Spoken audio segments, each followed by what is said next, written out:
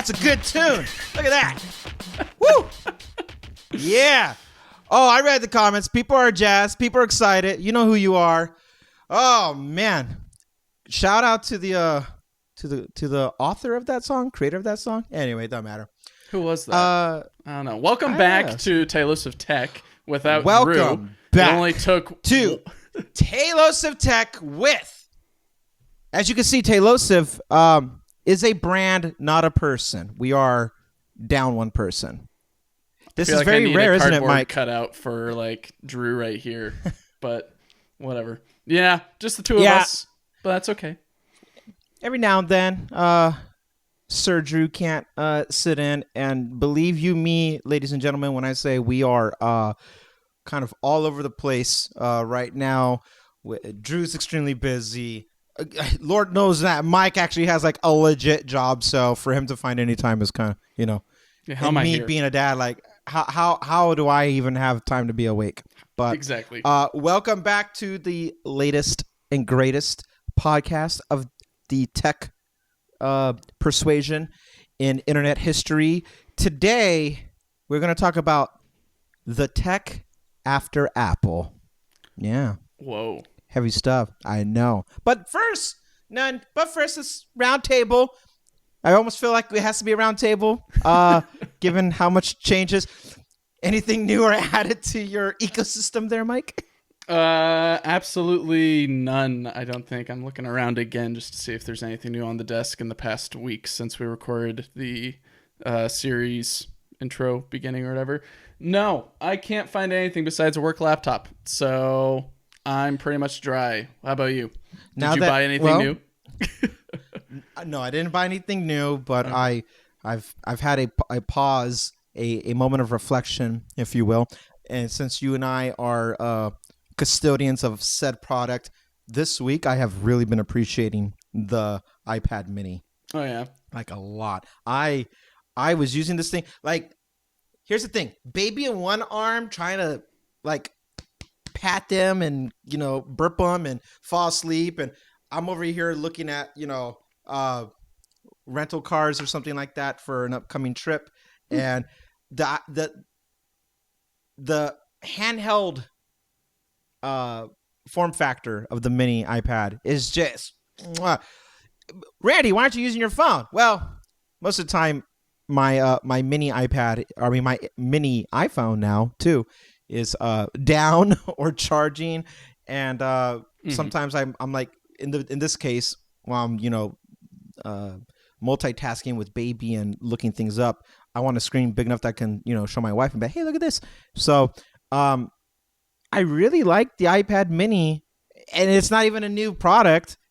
It's still such like a great like daily whatever for me. I was really enjoying it, and if there was a new addition to my ecosystem, I wouldn't be surprised if I bought another mini iPad, because I guess I'm mini all things this week. I might as well be a Mac Mini. Let me ask you that.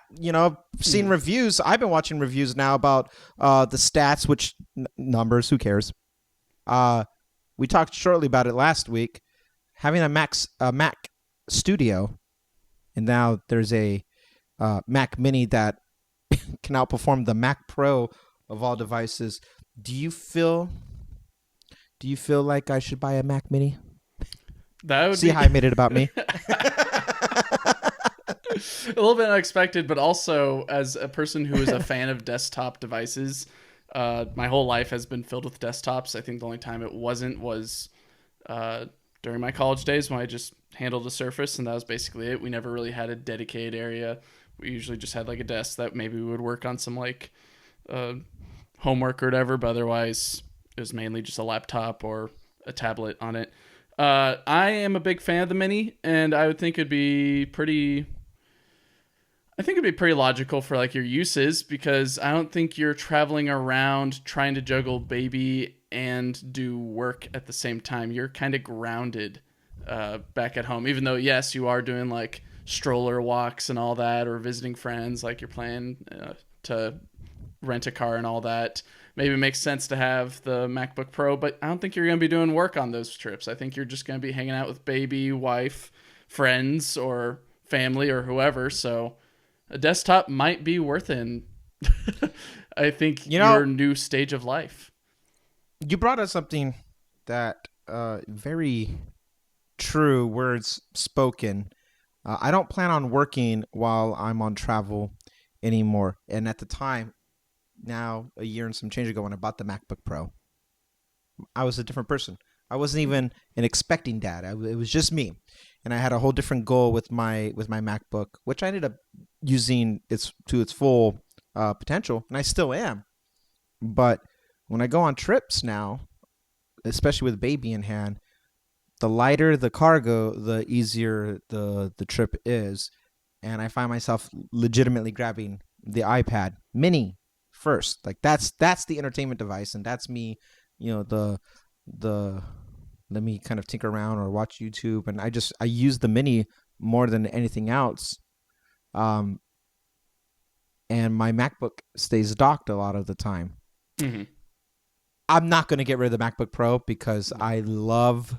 I've like you, well, almost like you. Most of my life I've used desktops, but Right. my first laptop, my first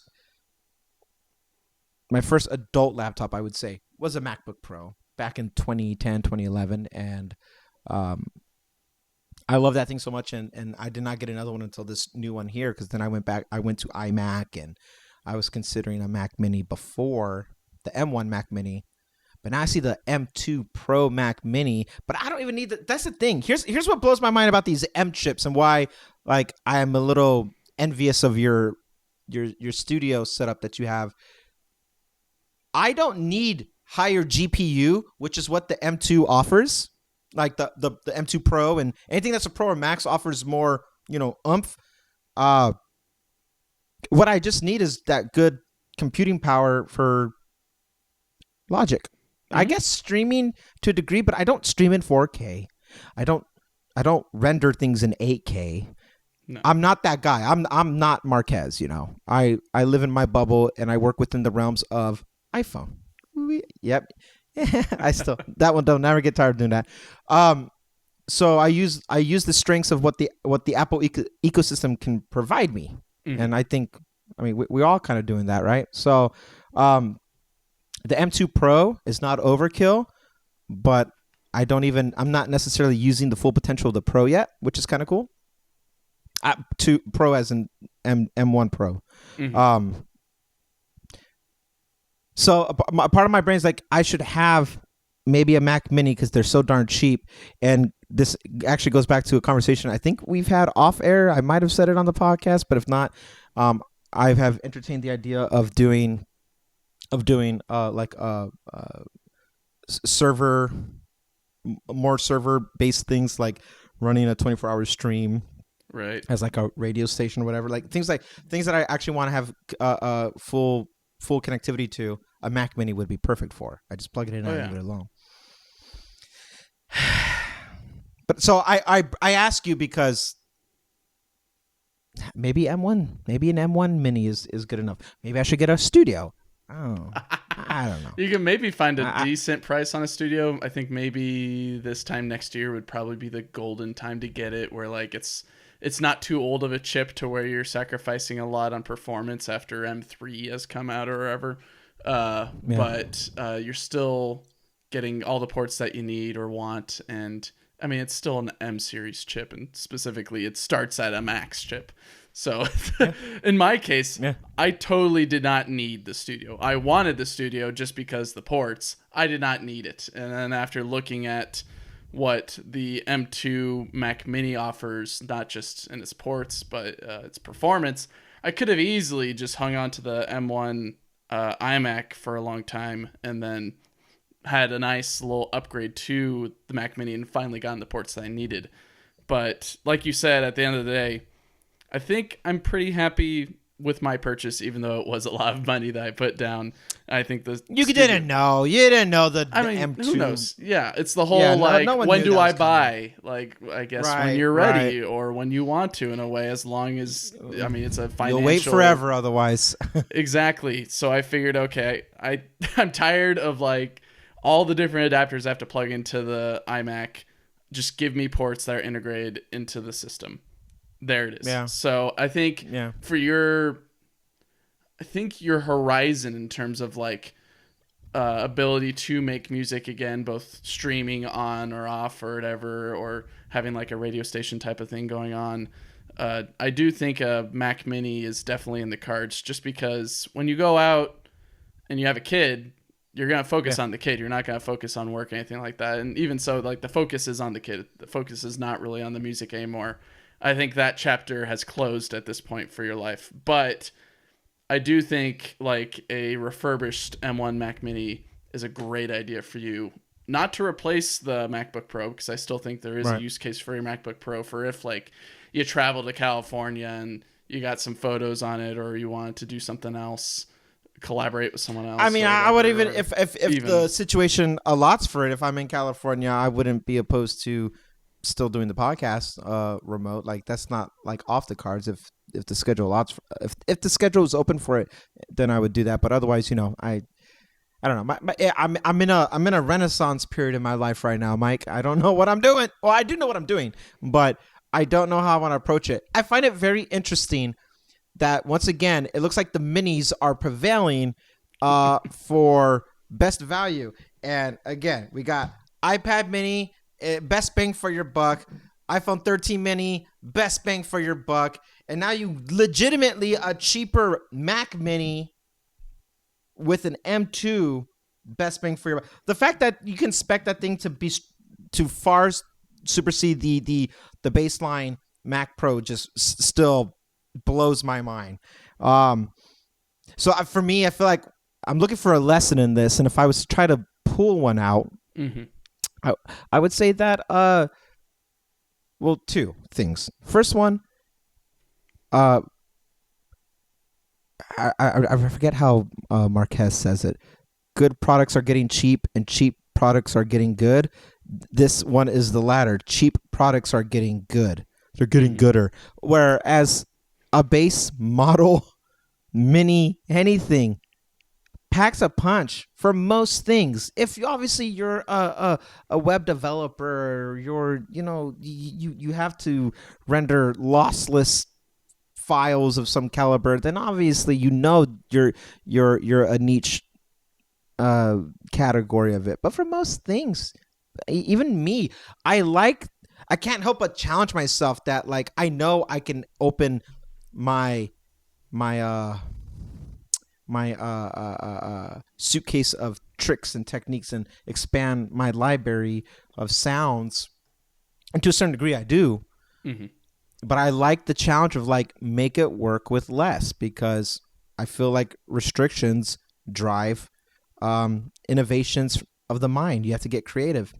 And I only have that philosophy now because of the MacBook Air that I was rocking that ran everything just fine. Like if a base model, no fan, no fan, that was doing just fine. So all that to say, I think I will keep an eye out. I might get a Mac Mini. That might be the addition to my ecosystem eventually. But I'm in no hurry. As you alluded, everything is kind of secondary right now with music and streaming. I miss it. Like, oh boy, do I miss it. But with what time do I got right now? Right. It is what it is. But yeah, I don't doubt that it'll be in the future. But for now, like you said, everything still kind of seems like it's in flux. I mean, especially with a newborn, it seems like there's still a lot of things to figure out and what norm that you're going to be on, both timeline and product wise, and what thing to buy next and all that. Especially with when they grow old as well, with like buying all the clothes and all the sneakers and all that. But like along with that, same goes for like your free time and all that. I think as kid grows, you'll have a little bit more freedom to do whatever you want, because there's going to be a schedule, at least for the kid, that they're going to get on a schedule. So that means you can get on a schedule and you're more able to carve out time for whatever you want to do. So I think definitely the streaming and music creating is on the horizon for you, but I don't think right now is the best time to jump right in and get one. And even so, that just means you can wait even longer for prices to go lower for either the M1 Mac Mini, or just wait for the M2 Mac Mini for a year or so. And then whenever, I don't know. Well, actually, how long did it take for the M1 Mac Mini to be introduced and then to be 20 superseded by the M2? It was Was it 2020? 2020. End of 2020, I believe. Okay. This is where I miss Drew. He says it so matter of fact. I'm like, oh, it has to be true. He said it so confidently. I'm trying, guys. I'm trying to be the Drew There is no replacement of Drew. Hey, let me ask you something, Mike. Okay. Have you been no wrong answer, by the way, just curious. Have you been tracking any of this VR AR headset stuff with Apple or no? I'm not really following it too much, but what it has made me think of is my PlayStation VR 2, and then also what was it? I want to say, going on a slight tangent, I wanted to compare my choice in my kind of first VR, because technically my first VR was the Samsung Gear VR, which basically you take your Samsung Galaxy S7 Edge, plop it onto or clip it onto the front, and you got two lenses that are looking like really close to the screen of a cell phone, and then it tries to do VR. But otherwise, this is basically my first dedicated VR system. So I was taking the PlayStation VR 2 and comparing it to a bunch of other ones on this nifty little site that I found, basically called VR Compare and all that. And I was comparing it to like something that I would say is kind of the golden standard, like the Oculus Quest 2.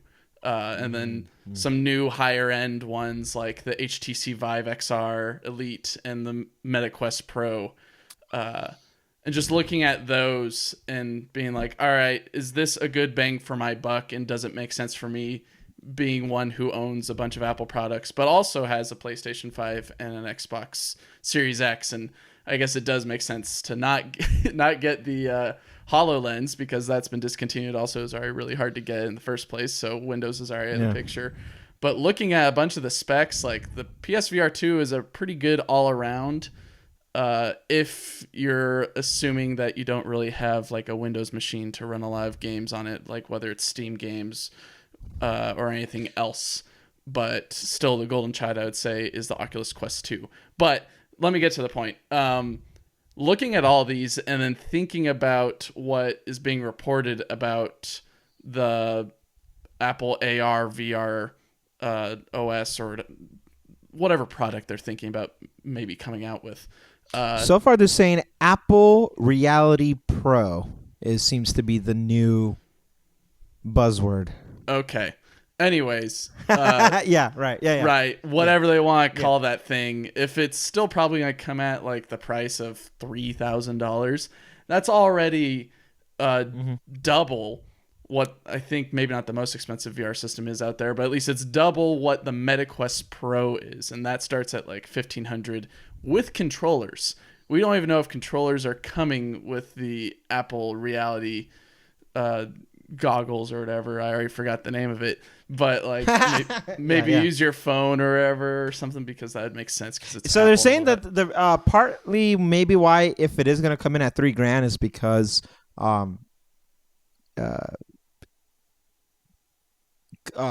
finger controls, like it's going to be very precise, that you don't need actual controllers. Okay. Maybe that's what the LiDAR has been trying to map all along. Who knows? But there's supposed to be a type of precision. I say supposed to very loosely, by the way. But what we're hearing with Mark Gurman is like it trying to really blend that line a little bit further there. Which, the tech is cool all the same. What I wanted to ask you, you partly answered my question, because you're thinking about grabbing the PlayStation VR 2 set. So that kind of answers partly if you're a fan of this stuff. But secondly, do you see a world, a real use case, an application where it can go outside of gaming? And if you do you think Apple's the one to actually be the one to lead the campaign on that? And before you answer that, because I put you on the spot, I'll share my thought on it. Sure. I had a conversation a couple weeks ago, actually about VR as a whole. In this context, it was more about Meta, and I was kind of, dogging on it, saying like it ain't worth nothing. And my end use case, the person I'm having a conversation with, he's a diehard VR guy, and he's campaigning for me. And I asked him, a simple question, which he gave me a non-simple answer for because life is not black and white. But my question was, what problem is VR fixing? And it wasn't a simple one-sentence response. The closest that I got to it, I'm trying to represent his argument as fairly as possible. His response to me was that it doesn't fix a singular problem, and it didn't happen overnight, much like how the internet took its time over the course of over 2 decades, or smartphones. And he was comparing the VR realm to how consumer tech is now, to how like maybe the internet is now. To which then I still provided a counter that where my stance, here's me making my grand stance. I think the technology is really cool. I like how vivid the colors are. I have fun with it. I have an Oculus myself. I have a Quest 2. Nice. It's in the box right now because I don't really use it, and the reason being is because it is not as free-formed as we would like it to be. My underlying issue with VR and why I'm hesitant with Apple even entering the space, not hesitant like they should or shouldn't, but why I don't even like, I still have reservations about this actually being a thing. The claim has been made that the MacBooks and the Macs and stuff dropped this month because it's setting up for a spring announcement, possibly as soon as spring, for this headset. And what these new Macs all have in common is the Wi-Fi 6E, which is what might be the minimum barrier of entry point for you to use their headset. Supposedly, possibly. Which would make sense why they're trying to push all this stuff out before they get to the next announcement. I could see a theory of that, but again, my stance is, what problem is this sector fixing? If it's just games, cool. Then it's going to be a niche thing like Apple TV, where it's like, it serves it's an entertainment thing and nothing more. But Apple TV was always a hobby, as those are the words that Steve Jobs used back when he first announced it as iTV. It's a hobby. It was not something that was really meant to take the world by storm the way an iPhone, a MacBook, an iPad, Apple Watch, all those individual products that they have released over the last decade plus, does address an issue where, Apple Watch is the most sold watch, period. Now just Apple Watch, period.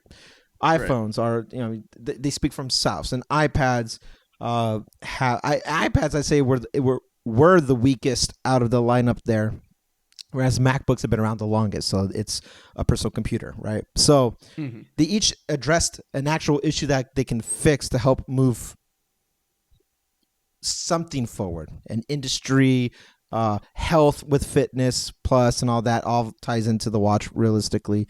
Like you have segments that kind of like help make things easier. iPhones and their cameras. We always talk about the cameras when it comes to the pros. I can see what each product represents, and where I ultimately landed on with talking about Meta, and where I was talking about VR headsets, and then what I posed to you is that this whole space lacks vision. There's no clear path forward. We have all this cool technology, great. Ironic. I didn't even picture that. I didn't piece it together. I love it. It does lack vision, though, at least to me. And maybe I'm hoping you can help me find clarity, unless you agree that it's good tech. But I mean, Google Glass was the thing, and that thing, for all its great tech, bombed. Yeah, like tech alone is not the prevailing anything. And especially now, like what we're on this new kick with AI and AI equivalents. Like we're kind of all over the place as a internet presence, as a tech presence. We're kind of just, when it comes to technology as a whole, we're kind of, I feel like we're throwing things to the wall and see what sticks. And I just don't know if VR is meant to be anything more than a niche thing, which then the kin I would compare it to is Apple TV.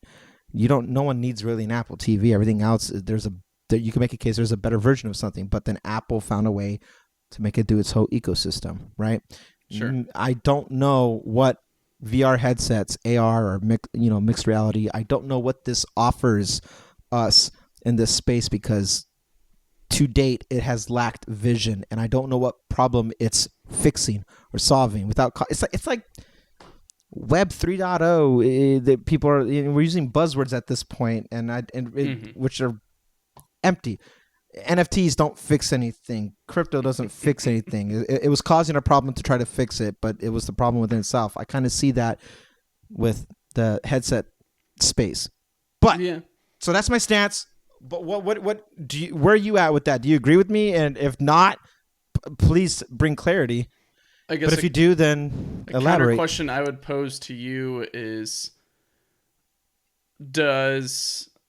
what's the point of measuring tapes? Like one of these, right? Like, does it need to be fixed? Like, what is it serving? All it does is just measure, right? Does it need some extra things to it? Like, does it need a clip? It's already got one, I guess. But like, I don't know. Does it need some laser on it or something like that? What problem is this thing solving besides measuring things, right? And so that makes me Precision. think, I would say precision. in a way, but how precise can you get, especially like if you compare this measuring tape to another measuring tape? Because I can guarantee to you, this was it Lufkin metric measuring tape with yellow clad tape is not going to be the same as the Bosch one or whatever I have. Bosch, something like that. Harbor Freight or whatever, the one I have in the garage, how it measures, because the tick marks will vary just ever so slightly, and that's due to tolerance. My point is, then you got an Android equivalent in your hand. Then you got a bad. Well, I mean, it's a utility, but okay, go ahead. yeah. Your point. So my point is, to answer your question of is VR lacking vision, what is it solving? I immediately think of what tool is it that ushers some usefulness to humanity, right? What is the goal of VR? Or just bring it down to basics. What is it doing? Yeah, it's covering your eyes and it's showing you an image. So I would conclude it's a tool for visualization and not just for showing you pretty pictures, but there's many different applications for this tool. For instance, like in industry, you can visualize a product that you're working on, or at least whether it's a product like a car or even just a light show that you're going to broadcast on Times Square or something like that. It's a way for you to see how a product exists or might exist in reality. Along with that, it's a way for a shop or subscription to exist. Stuff like Steam VR or the MetaQuest and all that, like all the shops that you can buy VR games on and play. Like that is a whole entire niche of gaming where you can experience something, whether it's a horror game and kind of experience like a horror movie, but you're interacting with it, but it doesn't reach the levels of like what a horror game like Dead Space might do, to where you might get immersed, but at the end of the day, you're like, oh, it's just a screen, I can look away. Where with a VR, it's like you're stuck in the moment unless you take it off, because it's directly on your eyes. So I've come to the conclusion that VR is to show you something. It's a visual tool to enhance some type of media or to expand on something that was once 2D. It's almost like taking a piece of paper or whatever, something like this, and bringing it into the third dimension in a way, being able to show someone a little bit more life, or convincing someone of something that you're trying to convince, some quality or quantity in that case. So Okay. that's at least what I came to the conclusion of. I mean, it doesn't have to be everything. It doesn't have to solve Sure. like being bored on the train and you have to like be involved in like a VR chat session or like some work meeting session. Like it's okay to be on your laptop and all that, but it's some tool that allows you to be more integrated with something.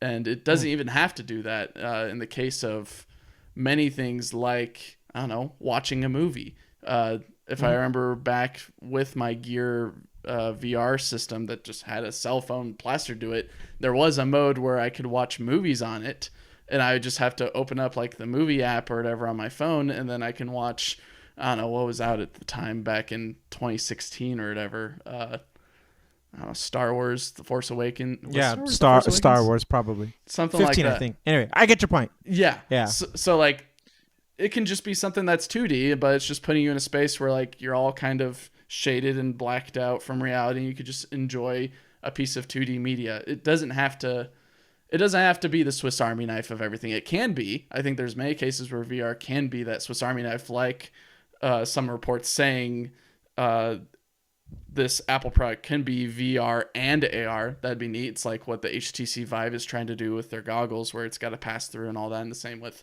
the Oculus Quest 2, where it utilizes the camera as a sort of pass through in a way.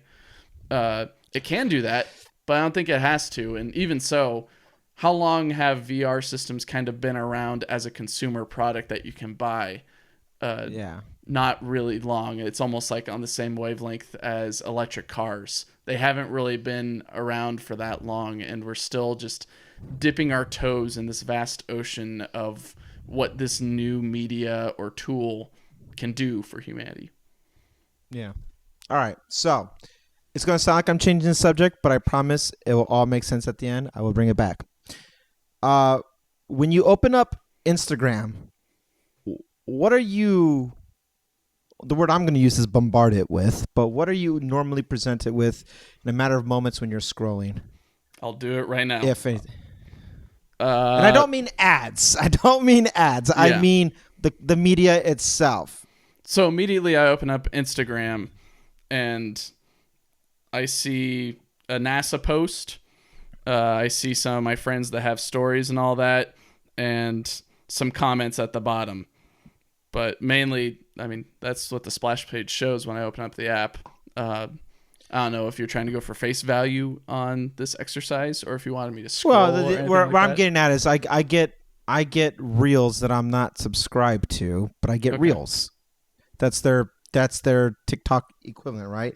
Obviously, if you open up TikTok, TikTok speaks for itself. It's the most popular social media, but like I'm trying to exclude TikTok from it because it is exactly what it is. But I open up Instagram and I get hit with reels, their version of TikTok. Mm-hmm. Open up YouTube, and moments of just going to, I get hit with my own page of shorts. You know, we've leaned in on this media now, and it's because of the popularity of TikTok, undeniably. And what does that all have in common with? Convenience. And my biggest gripe with VR is that my pushback with the measuring tape or anything else, it's a convenient tool. There's nothing convenient about the headset. It's cool. You will pay, if you do it with the PlayStation, you're going to pay a premium, or you can get an Oculus, an HTC. Like, there are other ways of getting it. You can turn your phone into one, but there's a convenience factor. And I hear you when you say it's for something it's for the visual. It's immersive. Sure. But it's not convenient. Anything that the headset offers, there's a literal more convenient way. And I think about, I try to take the gaming aspect out of it because the games are just cool. You're right. In a horror game, like, you're in it, and I love that feeling. Like, and I get the jump scare. Like, it's doing what it needs to do. So especially with the panning of the sounds, and I can hear footsteps behind me. It freaks me out, and I love it. And I'm trying to step away from games. Like, what more is it? If it's just a gaming device, then cool. Apple's expanding their arcade game then, or Arcade Plus or whatever, and that's cool too. But when I think, like, would they invest so much time just to do that, so much R&D? And maybe they will. Maybe it's just another, like I said, another niche thing. No different than a Pro Max iPhone or anything else of the top, because then they get to hold their luxury brand pinky out and be like, we are a luxury thing because it's going to cost $3,000. But the $3,000 is not convenient. So it's not cheaper than its competitors, as you stated. It doesn't offer anything that's cheaper than what it's trying to provide. I remember Marquez showing a demo where he puts the headset on, and right next to his screen is a VR, another screen. It's another monitor next to his laptop. And he put the pass-through on, he sees his laptop, and right next to it is just a virtual screen for another one. And that's objectively cool. That's some cool stuff to see. I'm like, that's dope. But for $3,000, I would either just buy another monitor and save $2,000, or like, and I would use my iPad for the CarPlay or just the extension, if that was the case, then, as I've done, and then my iPad kind of fixes it, and it's not. I paid at most maybe $700 for the iPad Pro. So then it's a pricing thing for me. So all the things that I am seeing with the headset, I acknowledge that it's cool features, but I don't know what. It's been out for how long? Like, VR headsets have been around for over 5 years now. They've been around. Well, if we're rounding, it's closer to 10 years, but it's been around for a solid 5 years plus, and the adoption rate hasn't picked up yet. No. Why? Because we're waiting for Apple? No. Maybe it's just that's not what it was meant to ever do. That's my headspace. That is just maybe not. And I want to be proven wrong, because then I get the aha, like I get the euphoria that I got with Apple Watch, which was a cool feeling. I want to be proven wrong so I can understand why I'm like, it's like one of those things you can look back and like, man, I was so narrow-sighted, so I didn't have the creative mind to see past it. I want to be that. I want to be wrong, and I just don't see it. I will play the games like you as soon as I get a PlayStation 5, which, priorities. We'll see when I get a PlayStation again. But when I do, I have every intention of getting the PSVR 2. So I it's not that I'm not a believer in the tech. I am a believer in the tech, and I love what it has, but I also acknowledge that it's for games and nothing more. And if Apple's doing that, I promise this is the last Apple thing, by the way, because again, I'm segueing into something here, but if Apple's doing that, it's a lot of money for a niche thing for just games. Like, you're not going to get me to subscribe to Arcade Plus because of your headset. I'm not going to pay $3,000 and then pay a subscription for it. Yeah, I don't want to play Arcade Plus after paying $3,000 for a headset. And to be fair, we don't know what the price is yet for this thing. It's rumored to be $3,000. We don't know. I would say it's very much a step backward if you're pricing at $3,000, because I believe I watched some guy who was ranking a bunch of different VR systems, in which maybe we'll put him here at this point, a link to his channel or whatever, or a little pop-up, but there's like some VR system that the military uses that consumers can buy too, and it costs like $6,000, in which I think that's just for the system, and that's not even accounting for games or like other peripherals like controllers and all that, or even just like comparing that to like an Oculus Quest 2 or a Meta Quest 2 or whatever you want to call it, $300. And I think that does that include controllers? I forget. Still $300. Maybe, yeah, $400. Sorry, my bad. $400 with controllers, and that's for like the 64 gigabyte that one's discontinued. Never mind. Anyways, somewhere around there, it's the low end. So I would, my pushback against your issue with like adding another screen, I think it's cool that it adds another screen. I think it's great if you want a ton of screens. So like at work, I'm able to have like 3 screens on my desk, which is great because I can move content in different locations. So that way I'm able to be like, okay, I need to grab stuff from here, put it here. And yeah, many people can say, well, you could just use like, what's it called? Stage Manager, or like different, instances of a desktop screen and all that. You can use that, but like it is nice to have all of the info laid out in front of you so you can just grab and go from one to the other. And I think it monetarily or financially makes sense if you want to have like 3 or 4 screens wherever you want to go, whether it's on the train, in the car, at work, Yeah. at home, or anything like that. It makes so much more sense if you want 3 screens to not buy, like, you can go cheap and get like some cheap monitors or whatever, but if you want like 3 studio display or XR display like screens or whatever, that's going to cost a lot of money. But if you buy a $3,000 VR, you can put 3 or 4 of them wherever you want. It's not going to do anything besides make your goggles run out of power quicker, in which if you just have it plugged in, you don't have to worry about it. And even so, it makes me wonder, like, I wonder how screen sharing or like recording your screen would work from a VR system. If, like, let's just say Right. you're streaming to people, like in your instance, you like to stream your music making process, but that's maybe not the only screen that you have up. You've got like controlling the stream on another screen, and maybe you've got, I don't know, some like shopping I was picturing details. that. You're describing it when I was trying to picture, like, how would this work if you were saying all these screens? I was picturing, like, I got Logic right there, and I got my media control centers here. And Mhm. I was trying to see how that would fit in the environment. Did you ever watch the movie Minority Report with Tom I did Cruise? not, unfortunately. One of the coolest things that it came out 20 years ago, give or take. Well, I did just It watch was- Top Gun for the first time, so maybe I'll put Woo! that next on my Tom Cruise old movie Yeah, watching you are extravaganza. you are old enough to have the patience to watch it, but young enough to appreciate its messaging. I was too young, and I still liked it without understanding what was actually happening, but I liked it. Mhm. My grandfather was too old to care. So we were both in this weird like age gap, but I watched the movie like 3 times because it was just cool. But I didn't understand the bigger message of Minority Report, which has nothing to do with what we're talking about. It's guilty before the movie. The premise is you are guilty before you commit the crime because it can predict human behavior, and you are going to commit this crime, and then you get arrested before the crime even happens.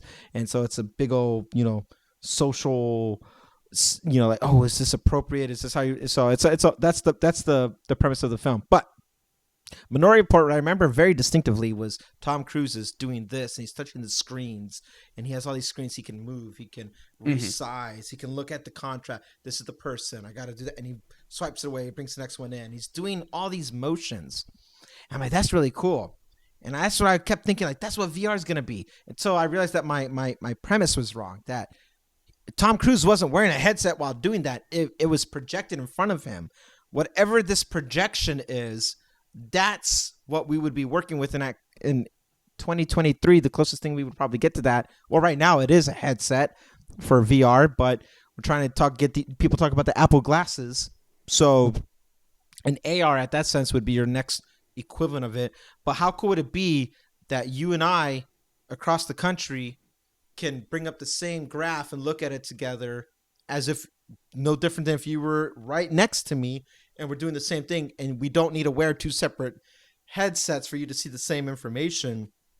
Like, obviously I feel like that's where the tech is trying to get to, where you can be gearless, but then in the sense that, hey, Mike, check this out, and you put your Apple glasses on, and now we can share this information. And then it's like, oh, well, we can kind of do that with our phones, and you kind of show that stuff with the AR demos that they like to do, and with all the LiDAR tech that with the sensor here. Like, there's all this. The tech is there, and again, the tech is cool, but maybe I'm just too Hollywoodized, where it's like, these films show me all these cool things, and that's what I want.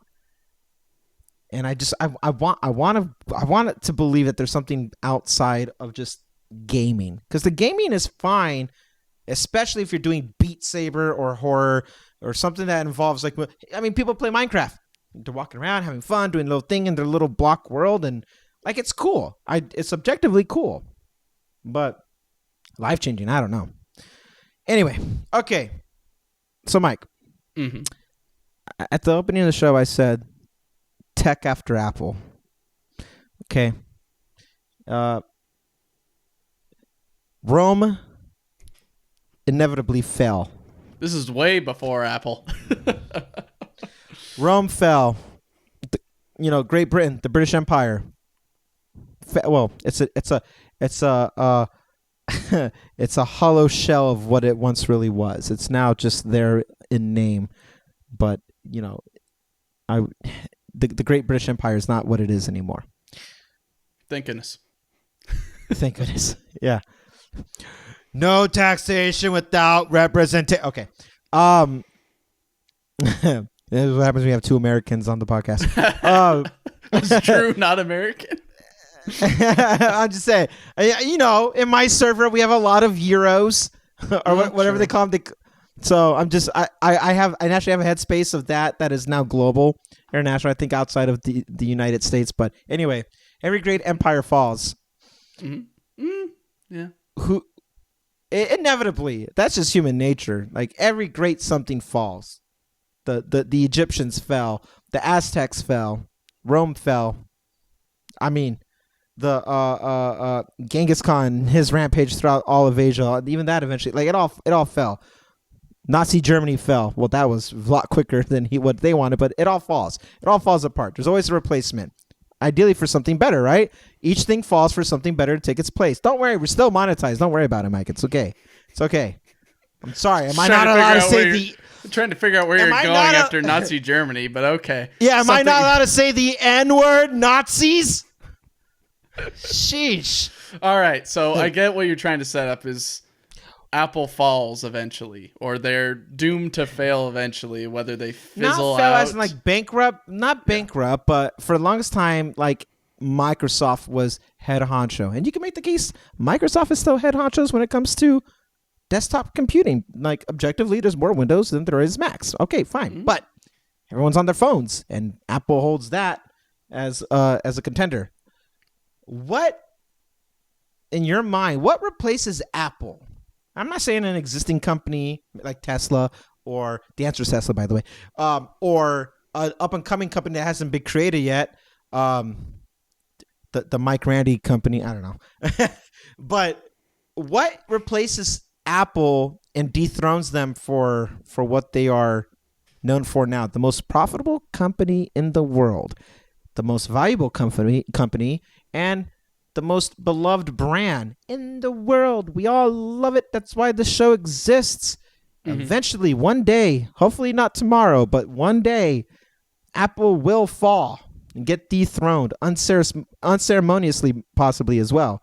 I don't know why or what, but it will happen. And I've been trying to think of what the life away from consumer tech will be.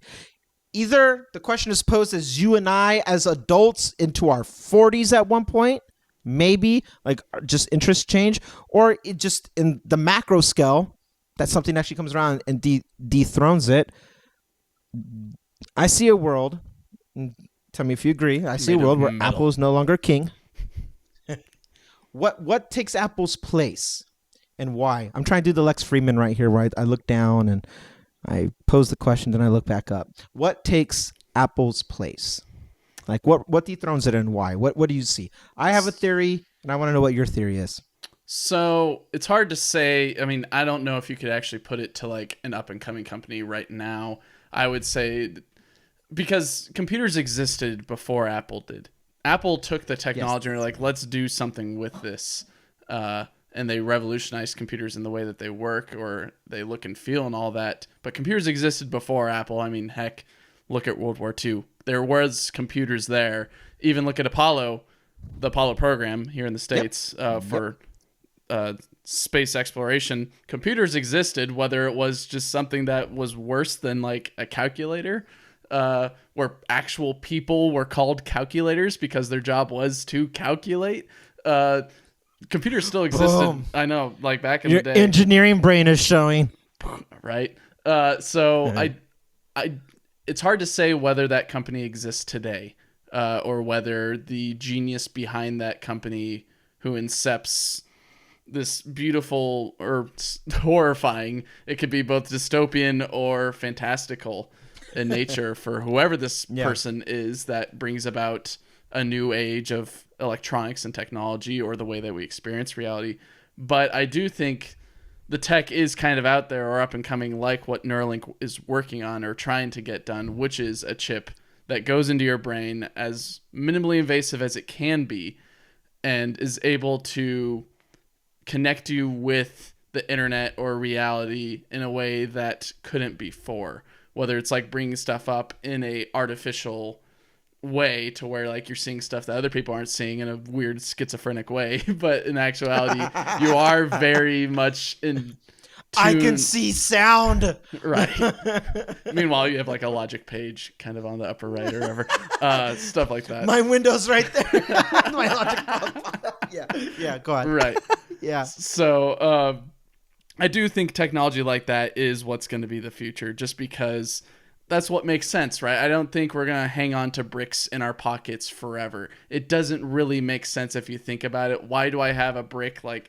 Yeah, the 14 Pro is big, but like the 14 Pro Max and stuff like that, there's big phones out there. Even not even thinking about like those, but thinking about your 13 mini, it's still a thing you have to put in your pocket and make sure it's in your pocket or on your person whenever you go somewhere. Wouldn't it be nice to have nothing and still be able to contact your wife or your family and not have to worry about carrying that tech around? Or like specifically, it'd be weird if like you don't have to charge it either, but thinking of that world where like you're that connected to where like it's just already powered by your body in a way. I don't know, some way to leech off the energy from what you eat, and maybe we just eat more. Anyways, weird dystopian stuff going through that tangent, but I do think stuff like Neuralink is where computers are going next, or at least the thing that will supersede the computer era of a box or square, or even if you want to look at like the G3 iMac, or this weird round thing on your desk. The rectangle is going eventually, and soon it will be something that is more integrated, where you can look at a wall and immediately like a little pop-up appears that tells you the material, the temperature, how long it's been there, what its durability or thickness is, and all that. Like, I think that is definitely possible. But right now it's not technically possible, just in regards to how limited we are by the technology of our time. Sure. Quoting the great Howard Stark. But yes. My point is, I think the tech does exist, or is going to exist. Whether it happens or skyrockets or exponentially increases during our lifetimes could likely happen. Or if it gets to that level when we are in our 80s and we look at it like your grandpa did to Minority Report, where it's like, I don't get it. This doesn't make sense. It could be like that. So who knows? But that's my theory. What about yours? All right. VR headsets. Okay. I'm kidding. Well, I'm kidding. Cool. I'm kidding. Yeah. I told you I was bringing it back. All right. This is a really weird roundabout way. Right. No, I actually. You're saying a lot of the things that you're saying certain phrases that like I agree with a lot. My first thought was to jump to like Neuralink as well. Ultimately, I feel like the services industry of it all, like subscription models that are in existence today, I kind of feel like that will be in the forefront of it, in the sense that I always come right back to convenience. iPhone cameras have made photography and videography more convenient. Point and shoots, for example, phone calls, internet access. We do everything off of our phones, where 10 years ago, people would open up their laptops or their computers to jump on Facebook. And now nobody even talks about Facebook. And I said, actually, 10 years ago, I had to find it. I said it in 2013. I said, I don't know what's going to replace Facebook, but I do know that whatever replaces Facebook is going to has to do something that has to do with the cell phone or something mobile. Now, I didn't know how spot on I was going to be about like, TikToks and Instagram, which Facebook owns anyway, but and Snapchat, like all those social platforms kind of replaced Facebook, where Facebook used to be like MySpace. Sit at the computer, HTML your page, except there's no HTML for Facebook. But people like it was an experience to be at your computer and have your little profile page up there, and then you kind of have another window open, and you're just kind of doing your own thing at the comfort of your computer. Mhm. And I was like, this is too locking. Whatever replaces Facebook takes you away from the computer, and you're able to move about. And that became the Snapchat, Instagram, and TikToks alike. Like that kind of replaced it. So I was right. And in a way, I was like, I think I said portable or wearables or something to that configuration. I was a little bit more broad about it, but my thought did come true. Likewise, when it comes to convenience, the ability to not, like what you said that I actually believe is like, imagine where you don't have to have your phone on you. Like what's replacing the phone? Maybe that's what I meant when I was saying what dethrones Apple, what replaces the phone. And you're saying like, oh, temperature. You're able to you look on the wall and you could just see certain things. We kind of have that now in a very rudimentary way with like maybe the Apple speakers, right? The HomePods could tell you temperature. Our watches give us a splash page of little informations if that's your watch face, for example. If not, you can bare minimum talk to your watch, or you could talk to your AirPods. And I think what all that has in common is Siri. Goes back to the services to which I think like Google Assistant, Siri, Cortana, Alexa, those assistants, AI assistants or whatever, like maybe it is AI, but those things are going to become the forefront of everything, because I've been really thinking about this Chat GPT thing and Dolly, and I've been thinking about how what they're fixing, going back to the whole like what does things fix, it makes art more accessible for photos. Chat GPT fixes scripting or coding or whatever.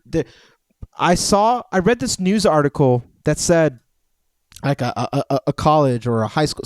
Somebody said like this is making people, it's making them do their essays for them, and it's hindering them.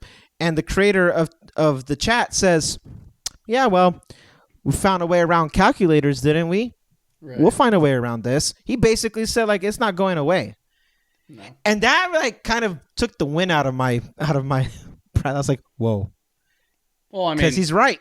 The answer to it is using a browser that limits access to many sites to write your your essay, or having to go in person and write it with lead, or type it, I guess, with a laptop that the school gives you. So there's ways to do it. Well, here's the thing. You and I don't know this because we're out of the school system now, but I don't know how they're teaching math in like elementary. Like, do they do it with... I know kids are issued iPads now, so like, well, that's why there's no calculator on the iPad. There it is, Drew. We solved it. That's why there's no calculator on the iPad. But you know what I mean? Sorry, like, there's people like they'll like, you're not gonna always have a calculator on you. Well, we ended up having a calculator on us, and now it's like the equations are different, or the testing, how you test out is a little bit different. But in fact, I remember in college, I was encouraged to use a calculator. It wasn't about showing my work or not, because the question wasn't what's this times that, or what's the fractional difference of the question ultimately was like in statistics, like what are the variables? What are you showing? Like when I was taking stats, I was like, okay, that's what it, like right. The questions were fundamentally different.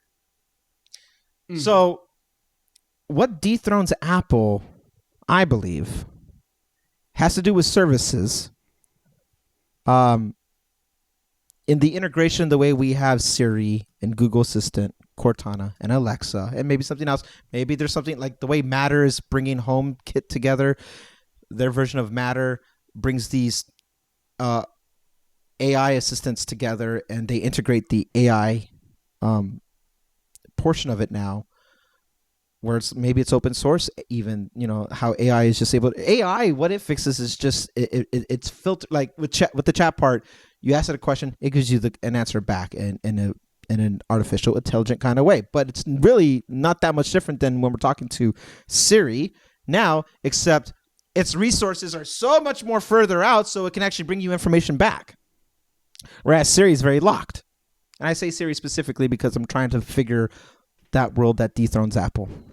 Right. So I believe the thing that kills Apple, if Apple, take notes, Apple. I mean, hey, these are free ideas. Get your AI going. Get Siri into your AI field and have it become the all-knowing, all-seeing, whatever, and kind of get ahead of it, because what's ultimately going to replace like smartphones and stuff like that is the convenience factor of it all. And what's more convenient than just like having, you know how we have like Siri shortcuts and things are automated? Imagine having your life, your day-to-day life automated already, because the AI already knows your habit, the way algorithms know what you want to watch. You take the algorithm portion of YouTube and everything else, and you put that into your own life with AI, and it knows how to automate your day-to-day to make you more efficient. Maybe like it doesn't have to be so, because you're right, it could be either really cool or like very, oh, what is It this becomes hell Wall-E. that I live? Where Right? you just are in a chair, screams in your face, and then it takes you over to the smoothie table. You grab your smoothie instinctually, and then you just sip on your smoothie while it shows you whatever. Or it helps you freeze up the time where you can kind of like, if I can have AI work for me, which, you know, that's everyone's goal, right? I want to have as much automation done the way bills are paid on time, and I don't have to think about it. So I can live in the moment more now than ever, whether it's, you know, spend time with my family now or travel, things that can free up my time. Anything that can reduce redundancy and provide that convenience through some type of, you know, algorithm, I guess, you know, it's all AI. That is what I believe. That I can't get any more specific because I'm not smart enough to, but I do believe that what I'm trying to tell you, all that is what replaces Apple, or that's what would dethrone Apple years from now, maybe I think sooner, I'm going don't to know. take that quote from you and turn it against you with AI. Let's do it. Being, Okay. I can't get that specific, but I'm going to give you something that I can give you. I think it's close to what you said. Okay. Is kind of what describes programs like GPT. Yeah. Yeah, GPT.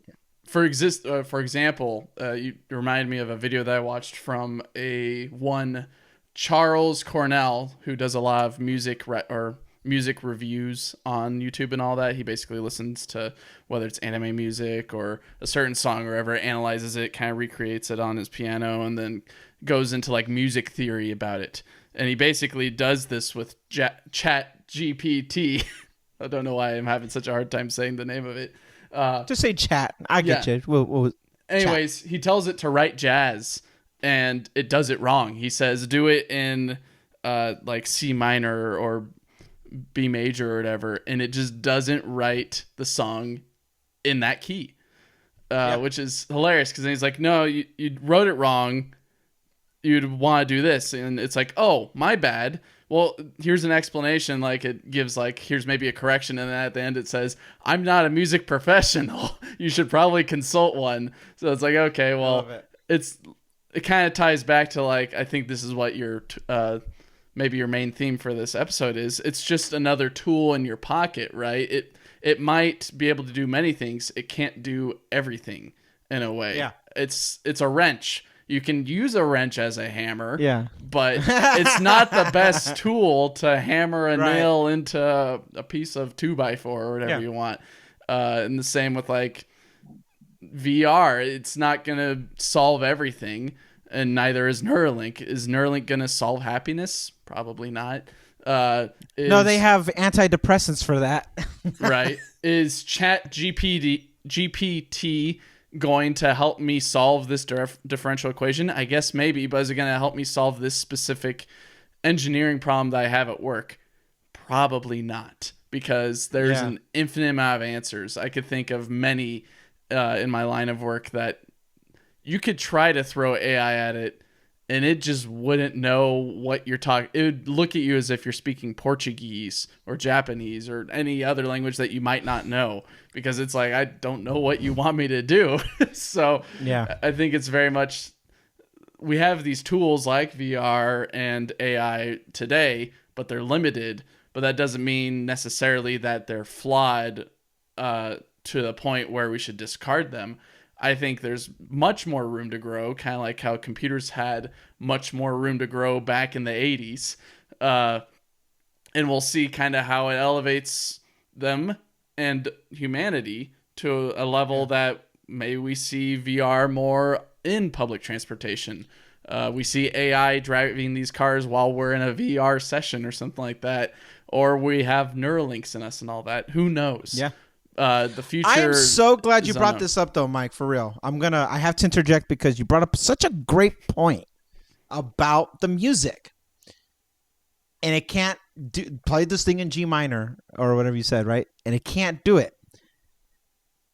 In the same notion, people have complained that I forget his name, Rick something. He's a big music YouTube channel guy. He's an old guy. He's a producer. He's based out of Atlanta. And Rick, but anyway, point is, he was kind of talking about this, and he compared it because he's a guy he doesn't like auto-tune, and he compares it to auto-tune and like how auto-tune took away the art for people. And he thinks AI will do the same thing when inevitably AI is like, compose this song, and then eventually it gets it right. And I fully, wholeheartedly disagree with the whole premise. The computer can't. It can give you a foundation of something, but it can't replace your creativity of it. I disagree that AI, whether it's ChatGPT, the chat, we'll call it the chat, or DALL-E, the picture, and then something comes out for music, something comes out specifically for coding, something comes out for engineering, something comes out for there could be all these different automations, and it will never replace the soul of our craft and whatever you do, because even in the science and technology, there's a craft to it. Everything is made with a certain level of craft from our soul. So to be a little bit more philosophical with it, everything's made with a little bit of love, and you can't artificially make that love, but you can use it as a tool. Auto-tune didn't make bad singers better. It just helped refine maybe a process when it like being in the studio. The goal of making a song in the studio is to make something as high production value as possible. And if somebody misses a note and they're like, no, you're supposed to be higher, and you put the auto-tune on, and it just goes up higher, instead of having the person come back from their house, rent another day of studio, track the vocal, and get the right note, and then fix it, the producers and the engineers can just fix it later or whenever. It's a convenience thing. Is it a cop-out? Well, that's a debate to be had, but I say it opens the door for new ways to get creative. Look at the rappers. Rappers don't need to auto-tune their voice, but they do it for an artistic flair. T-Pain can actually literally sing, and he's known for the auto-tune because he used it as an artistic flair for it, and it worked. Likewise with AI writing music.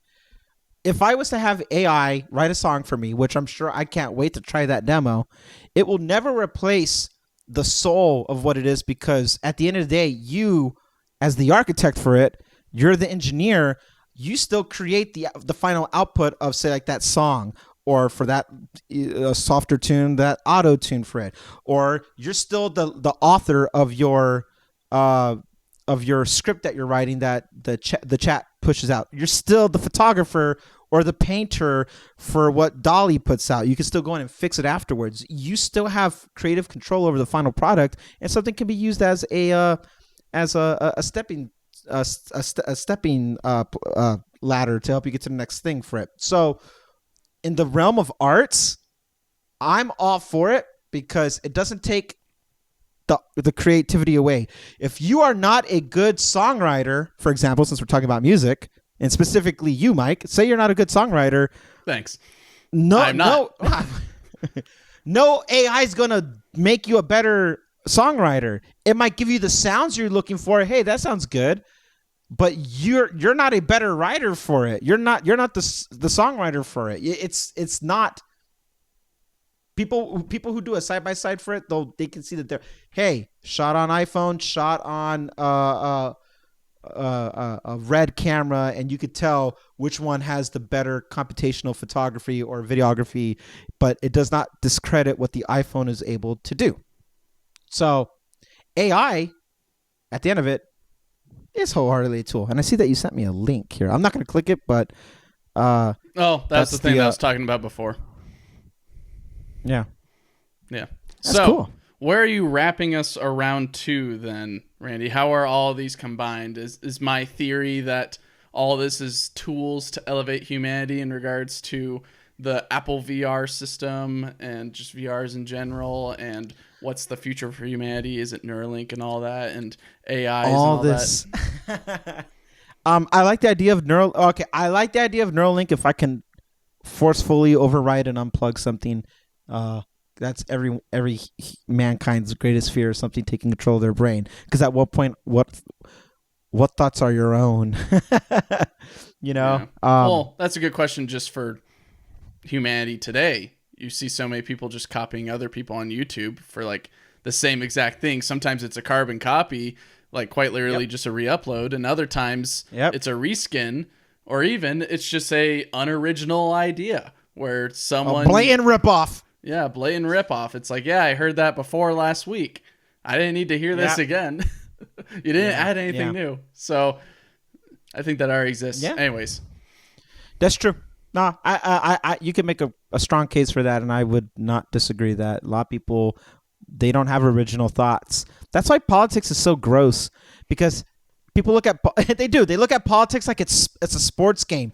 My team's great and your team sucks. Shut up. Grow up. That's not how it works. Everybody, like, can we be mature about, if you're going to talk like that way, can we be mature about accountability and responsibility and stuff like that? But that's a whole nother conversation. It's the whole thing that people just don't have an original thought most of the time. And it's just easier. Oh, I like the way Randy said it, or Mike, or Drew. Like, I like how they said it. I'm going to take that, and it's my thought now. Like, sure. For all I know, everything I just said has been said before, but the difference is that I haven't seen it, so I'm talking from myself here. But there have been times like I reference, dude, like my musical influences should not be a secret. Like, I'm inspired by the music from the Halo soundtrack. I like the Star Wars soundtrack. I like, Linkin Park in the nu metal era of the early 2000s. I'm not shy about my influences, but I don't go in and one for one rip off Halo unless it's an obvious cover, right? Which I've done, but that's different. So yeah, maybe people don't have an original thought now. In that case, Neuralink will help you. I like the idea. I like your vision for aesthetic purposes. I like the idea of putting Neuralink in, and you get full connectivity to the internet in a way that's very AI and helps you just automate. I guess I'm looking for automation. I guess my continuing theme for everything, if you're asking me what does this all tie into, it ties into convenience for life, using the tech as a tool, whether it's Apple and some expensive overbloated headset or some new thing in the future, like using it as a tool to just so we can all be a little bit more present in our lives. I don't know if you caught the end of Drew's monologue last week after you left, but he was talking about his phone addiction. Mm-hmm. And, I was reading the chat on YouTube, and people were, kind of relating to it. And we can benefit from having a tech detox without the companies losing. If their goal is to make profit, which it is, they can turn that into a positive for themselves. And what better way than to just get ahead of the next thing and kill the smartphone or the Apple Watch? Because the thing is, like AirPods, Apple Watch, we already have the accessories now that we kind of work with it, that we're kind of there, but these are all rudimentary foundations of what that next big thing could be. But anyway, closing thoughts, Mike? I'm excited and scared for the future. I'm very excited for I'm very excited for the PSVR 2, but I'm also scared of if it's going to attach to my face and I will not be able to get it off. I think, I don't know.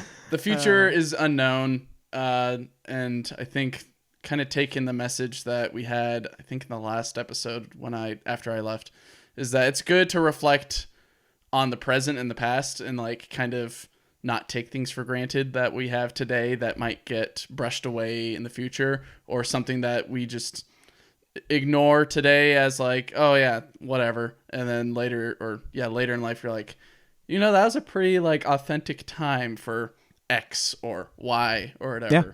So like, I don't know, go look at the clouds today or something like that. Like, just take a breath. Yes, sir. Just enjoy today, I think, is like my takeaway message for right now. What about you, Randy? Just to confirm, if both were available today right now, you would get the PSVR 2 over an Apple VR headset? Yes, because my focus for VR is for entertainment and gaming. And Apple does offer games, but they're not entertaining to me. I haven't bought an Arcade Plus. It would be neat to try it out one day, like the whole like AR, VR, whatever it's going to be, with like being able to have a keyboard in front of you without having a keyboard. But kind of like what we've covered in this podcast already, like sometimes it's nice just to have something physical in front of you, like a keyboard or anything else like that. Like, I would rather have less barriers of like, I could have sworn I hit the G button, but it's not pressing the G button, stuff like that. It's like, I would rather enjoy having, I don't know, a gaming experience at the PlayStation than Apple. Anyways. I feel that. Cool. All right. Well, thank you, everybody, for listening to this Drewless Talos of Tech episode. Hopefully we provided some entertainment. Mike, thank you for making the time this week. Of course. Thank you for making the time and spending a little bit of time away from your little one, because I know every single minute. My back thanks you, though. My back hurts. For anybody who's thinking, what's it like to be a parent? My back hurts. Yeah, my back. So, all right. Well, we will see you all in the next one. Hopefully full staff. If not, we'll do what we gotta do. But all the same, enjoy the rest of your week, your weekend, and y'all take care now. Bye-bye. Bye.